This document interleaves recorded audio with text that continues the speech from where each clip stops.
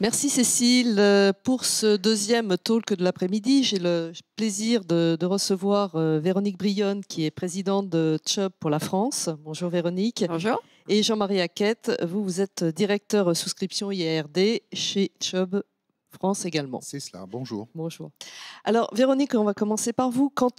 Si on fait si on se reporte un petit peu sur l'année qui vient de s'écouler, sans faire un bilan, parce que ça a été fait, les bilans, mais qu'est-ce qu'on peut dire par rapport à tout ce les leçons que nous avons appris, que vous avez appris pendant cette crise?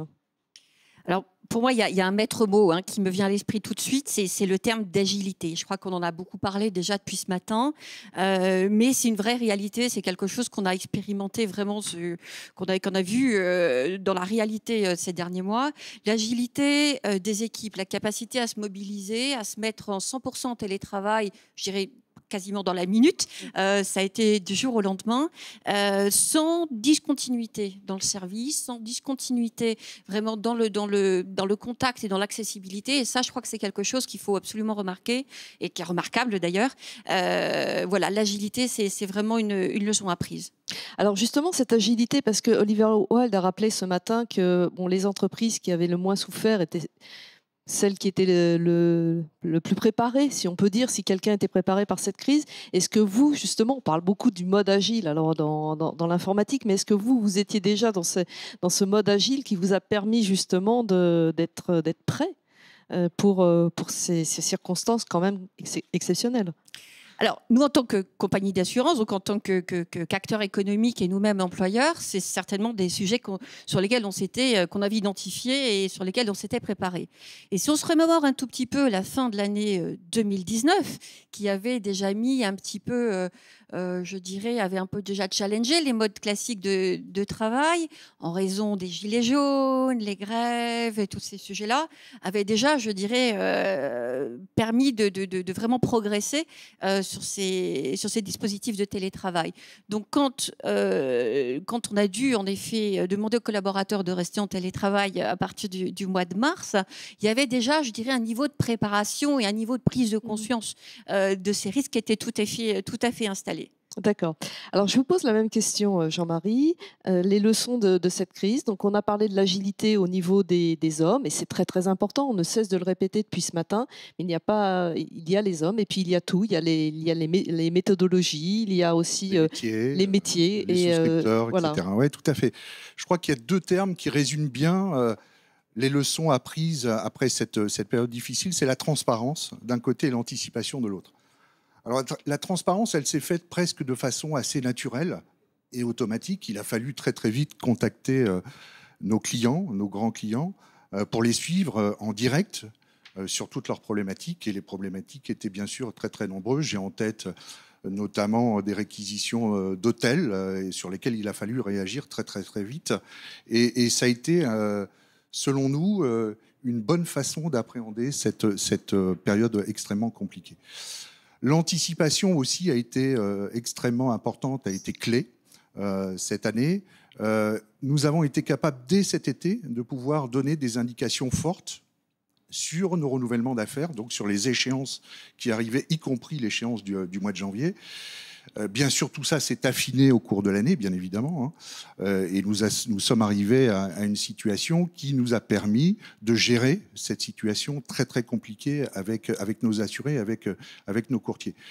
Je rajouterai également que nous avons été à même aussi d'apporter du best practice, du conseil, par l'intermédiaire de notre site internet qui nous a permis, j'évoquais les problématiques de réquisition d'hôtels, on a eu aussi des changements d'activité pour nos assurés qui se sont retrouvés à faire des masques, à faire des appareils respiratoires. Il a fallu gérer toute la problématique RC qu'il y avait derrière. Et donc ces deux éléments ont été pour moi primordiaux. En sous-jacent par rapport à tout ça, il y a l'ADN de la compagnie, qui est un ADN, je dirais, de temps long. Donc, nous sommes dans une perspective de stabilité, donc une stabilité à la fois dans notre capacité, dans nos capacités à assurer les risques. Et là-dessus, nous ne donnons pas de grands coups de barre ni de changement de cap intempestif. Il a fallu rester présent sur les risques et continuer avec ces mêmes capacités. Donc voilà, toute l'équipe a été très impliquée, comme le disait Véronique. Ça a été un travail collectif, à la fois de souscription, mais aussi bien sûr au niveau des sales, au niveau de la relation avec nos amis courtiers et clients. Très collaboratif, comme on l'a dit plusieurs fois pendant cette journée.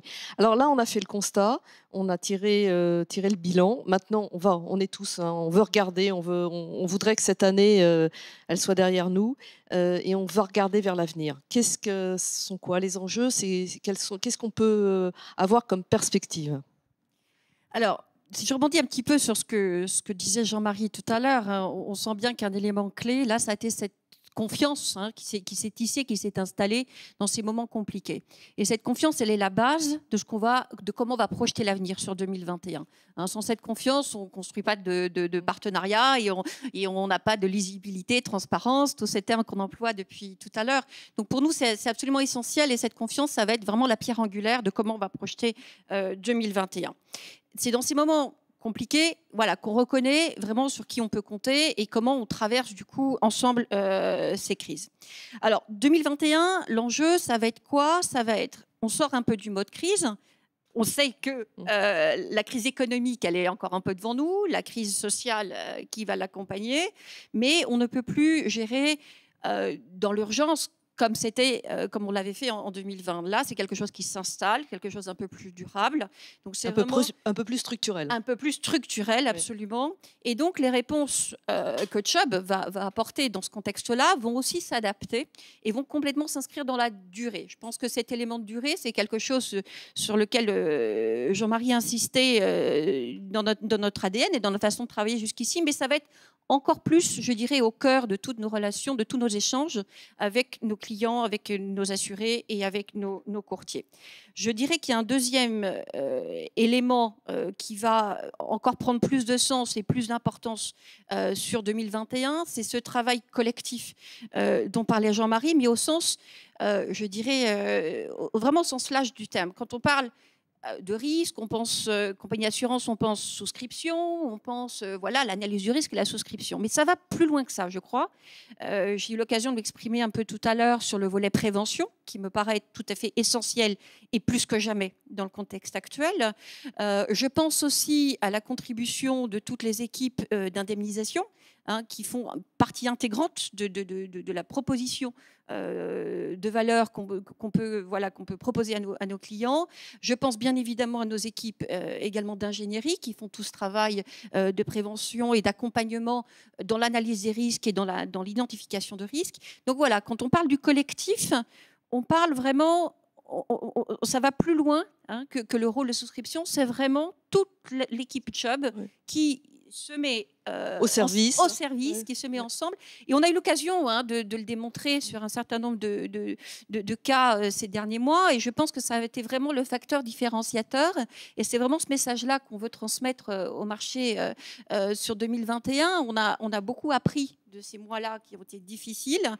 Et ce qui fait notre force, c'est cette capacité à mobiliser toutes nos ressources, à tous les éléments, à tous les points de la chaîne de valeur pour apporter la meilleure solution possible et un gage de confiance, un gage de sérénité, si je peux me risquer à utiliser ce mot-là, pour nos clients, pour qu'eux puissent se concentrer sur leur core business. Alors, absolument. Merci Véronique. Jean-Marie, peut-être deux petits mots pour compléter ce que vient de dire Véronique. Écoutez, tout ça est effectivement tout à fait vrai et c'est la réalité de l'entreprise.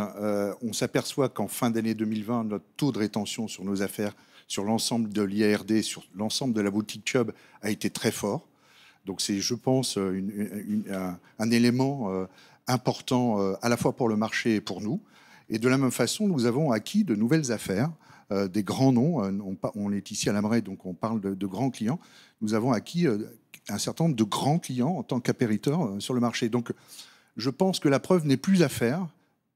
Bien sûr, on doit continuer à le faire au quotidien, travailler au quotidien sur les aspects qu'évoquait Véronique. Mais voilà, la preuve est là, nous sommes une référence sur le marché. Et bien évidemment, nous sommes au service de ce marché pour continuer dans la durée. Très bien, merci beaucoup Véronique, merci beaucoup Jean-Marie. Merci à vous. Et je redonne la parole à Sidonie Vatrigan. Merci à vous.